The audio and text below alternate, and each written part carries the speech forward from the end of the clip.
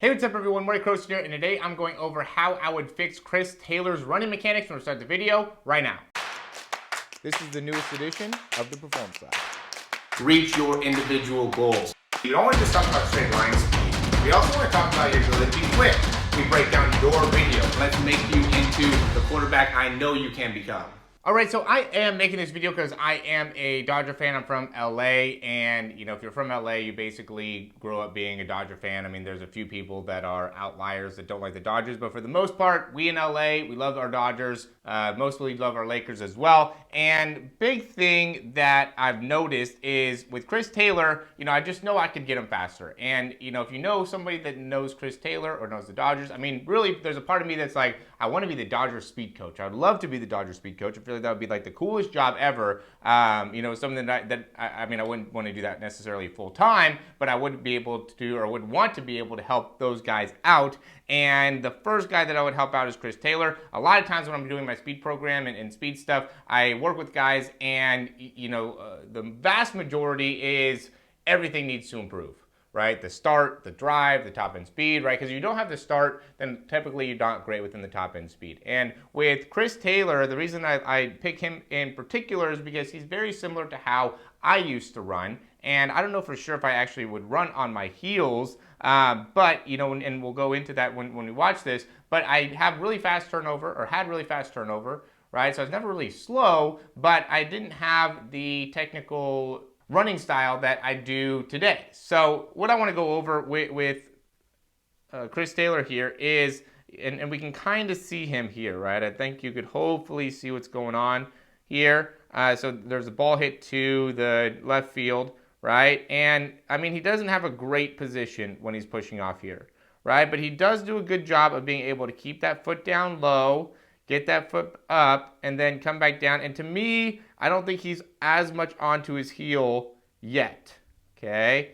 And, this is more going to be his drive phase, okay? He's trying to run through. That one was an okay step, right? He wasn't on his heel, but he also wasn't necessarily on his toe. But this goes into where I feel like he has good acceleration mechanics. He does a good job of being able to get started. And again, he has a great turnover, but he really doesn't pick up any distance. He's just turning his legs really, really quickly. And this is where I know I could help him because, again, this was my issue as well, is that I just had really fast turnover with the legs, but I wouldn't go anywhere.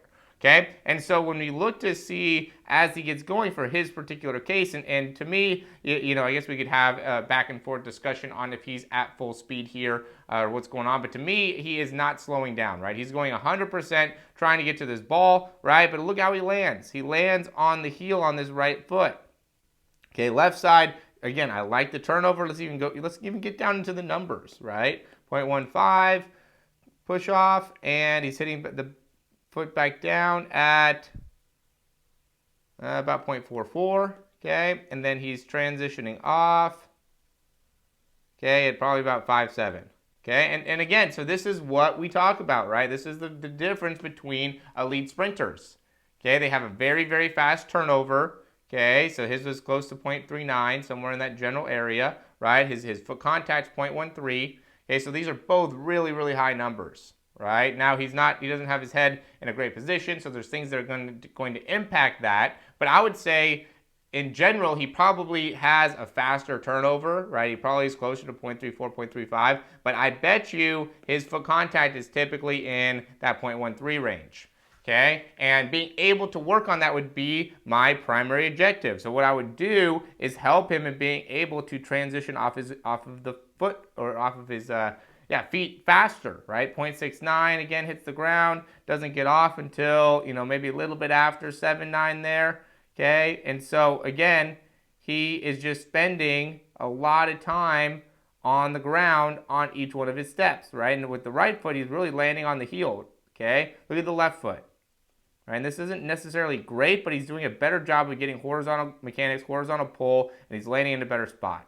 Right, on the right side though, he doesn't have any pull. He only has extension. And really, he's at a bit of a risk for having hamstring issues, right? Hamstring overuse, things like that.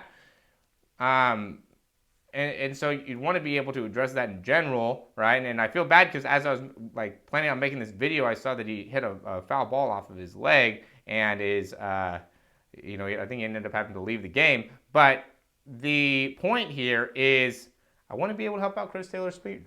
Okay? So if you know anybody that is within the Dodgers organization, or you know Chris Taylor, or anybody like that, I'm giving I don't want to charge anything. I just want to be able to help the Dodgers. I want to be able to help Chris Taylor. He's one of my favorite players. And I've been saying this to like my clients, sometimes when we're working out, we have like the Dodger games on and stuff. And it's like, I say it all the time. I'm like, I would help Chris Taylor run faster.